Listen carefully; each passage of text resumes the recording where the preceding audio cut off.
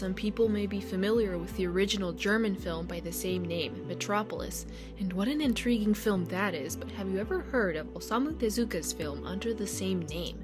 Astonishing and mesmerizing in the same way original Astro Boy or even Betty Boop animations are for us Americans. You may have also heard of Astro Boy, and if you have, you'll know Osamu Tezuka is the genius behind that. This is one more film that has impacted me, and I'm quite excited to talk about it. Join me this time in taking a look at Metropolis.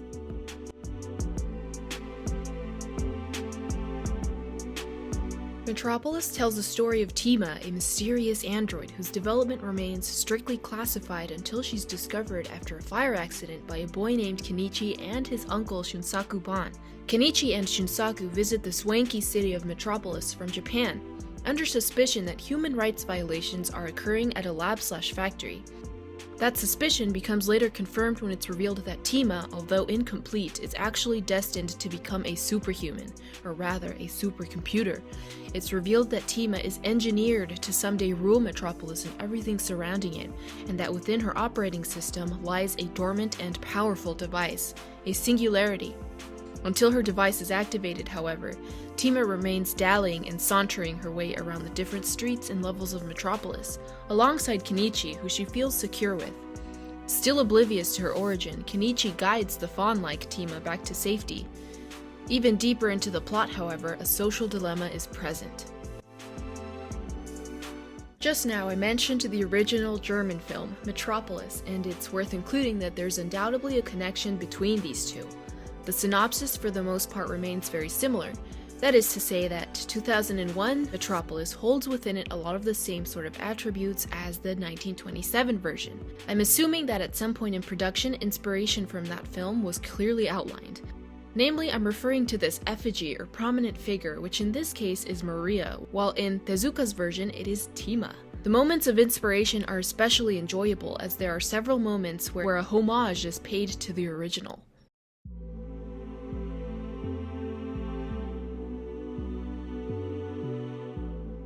You can see why one would say that both films have become easily identifiable via their starring robotic figures.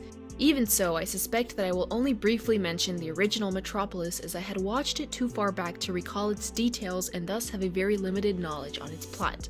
And additionally, because they are separate films after all. What I want to say is that overall, what one film shares in common with the other is that the visuals are stunning. Take a look.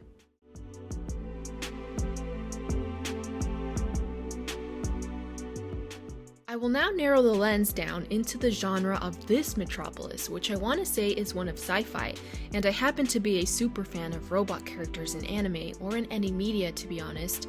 Japan has an extremely original way of writing sci-fi robot characters, and through this it is realized that Osamu Tezuka is a pioneer for such characters. TIMA's character specifically is a huge parallel to Astro Boy, as she's a robot modeled after someone's deceased child. In the original Astro Boy, Tobio is who Astro Boy is meant to replace. On the other hand, in the original Metropolis, the robotic figure, who I believe is named the False Maria, is built for the purpose of resurrecting one of the character's wives, Hel. One interesting thing about Metropolis is that it retains the Tezuka art style from the 1960s or earlier. The viewer can make such a distinction on time periods based on character clothing and setting design. The Metropolis itself, in the film, is set in an ambiguous location. It's a futuristic and architecturally crowded utopia, yet this 1960s influence is felt quite strongly. Now, back to the social dilemma I was referencing earlier. In Metropolis, there's a tension between humans and robots. Robots are heavily discriminated against, and the film expresses this from the very beginning. Any robot that does so much as wander where it is not allowed gets violently shot and destroyed. Active vigilante groups seek out misbehaving robots so that they may be destroyed and disassembled. It is clear within the film that both parties, meaning humans and robots, have evolved as such that they are nearly on equal standing.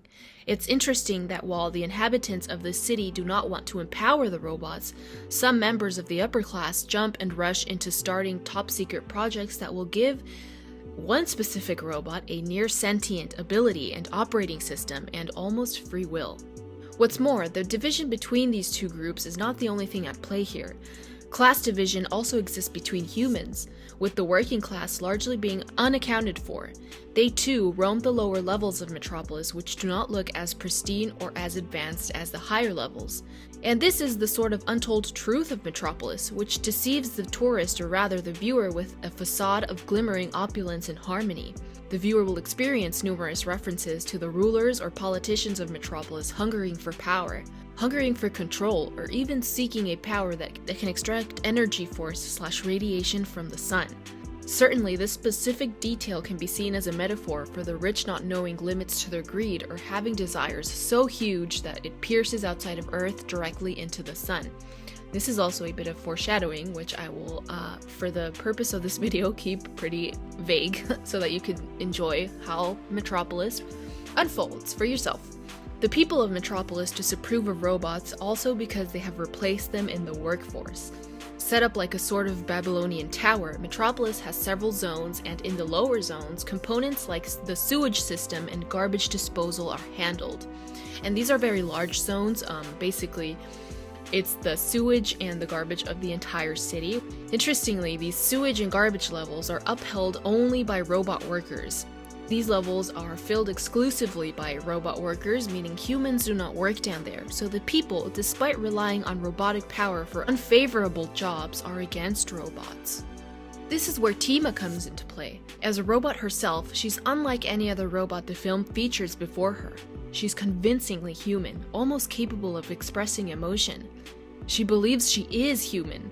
This is also where the politics and philosophy of the film come into play, wherein we get these utterly beautiful moments of the camera panning to the angelic TIMA as she continually asks herself, "Who am I?" As this is contemplated, protest groups continue to form, and Atlas, a character who leads a protest, speaks an interesting monologue about humans, robots, and the ziggurat. While this all may be too much to explain in this video, the writing of Metropolis makes such beautiful references to historical moments in time, with one rather direct reference to the Tower of Babylon and the term ziggurat. However, to fully understand this, I strongly recommend you watch Metropolis to experience it all for yourself. Now, let's do a character mention. We're starting off with Rock, who just kills people like he's picking daisies off the sidewalk. He's a very troubled character because he spends the majority of the time trying to win over his adoptive father's favor. He and TIMA are significantly alike, though Rock hates TIMA because she overshadows him entirely, even while she's a synthetic being. Rock is easy to dislike, but he's also equally very tragic. It's also easy to see that he's largely motivated, for the most part, by this need to protect his father, and at moments it feels like he emits the image of an abandoned child. Duke Red is perhaps where Rock gets his identity and motivation from, whereas TIMA gets or seeks her identity from Kenichi, who she at one point refers to as a father figure despite their young ages. Atlas is actually the name of another significant robot from the Astro Boy series, but here Atlas is the name of a protest leader who gets very little screen time and whose words lay down the foundation for a question that the movie poses. Who gets to identify as human? Who gets to be treated as such? Next we have Kenichi and his uncle. Kenichi is notably heroic, going to extreme lengths to protect TIMA and his uncle. Kenichi is also courageous and compassionate as he treats and befriends robots with respect. His caring nature leads him to ally with several of the underground robots like Fifi, who helps him escape with TIMA and Rock from the authorities. Get ready to cry at this part. I'm not going to say too much more, but prepare to get emotional. And while I would say that the film is about TIMA and Kenichi adventuring together, this fact alone is also what I truly enjoyed. Kenichi has a sentimental bond with TIMA, who he still has faith in even when she eventually experiences a major change that I will only vaguely reference. Kenichi is also defined by his determination to help TIMA, often putting himself in dire situations to save her. Similarly, Shunsaku-ban, Kenichi's uncle, is a dedicated detective who believes in human rights but who also holds a base respect for robots as he disapproves of the discrimination they face. He too allies with the robot he names Pero and gets to the bottom of what the upper class is scheming. One humorous part of the movie is that he literally loses his nephew like 3 times and just goes on about his day and continues his mission, trusting that Kenichi can fend for himself in this seemingly dangerous and unpredictable environment. He struggles to confirm to TIMA that she's not human like the rest of the crew, but nevertheless fights for her safety. Duke Red is a sort of parallel to Dr. Tenma. He is invested in reincarnating his deceased daughter through the form of an identical robot so that she can someday rule the world. And while he's absolutely devoted to TIMA, he completely neglects his adoptive son Rock, who in turn does everything for him. This is one of the tragedies of Metropolis. Duke Red is more of a politically influential figure in the story than the president, and I suppose Duke Red is part of the upper class belief that desires are limitless and do not hold repercussions. This is a unique narrative in Metropolis because I had spent a lot of time pondering and contemplating the connection to real life that this film has. And lastly, we have TIMA. TIMA is a particularly advanced and detailed android. She's essentially what blurs this division between human and robot because she behaves or operates like a human, with empathy and fear. Her animation is stunning, and watching her on screen even when she says nothing is so captivating because the viewer understands that she is special. Unlike the rest in that she's not human, but also completely unlike the robots. TIMA questions why humans resort to violence so easily while gazing at a damaged robot.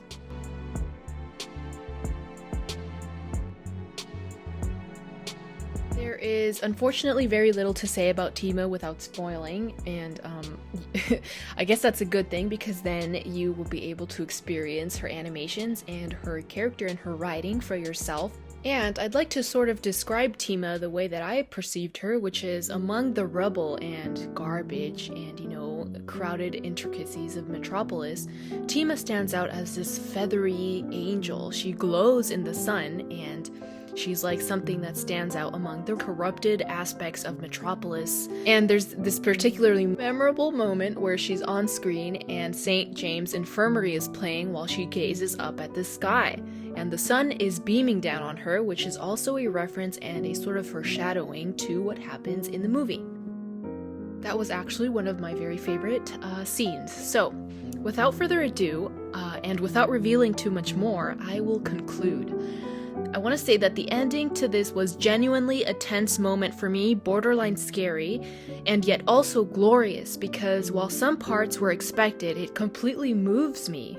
I watched this for the third time a couple of days ago to make this video, and I was able to pick up a lot of the stuff that I missed. With all of that being said, I will conclude here, and I'll see you in my next video. Do consider seeing Metropolis for yourself, and let me know what you think. Goodbye!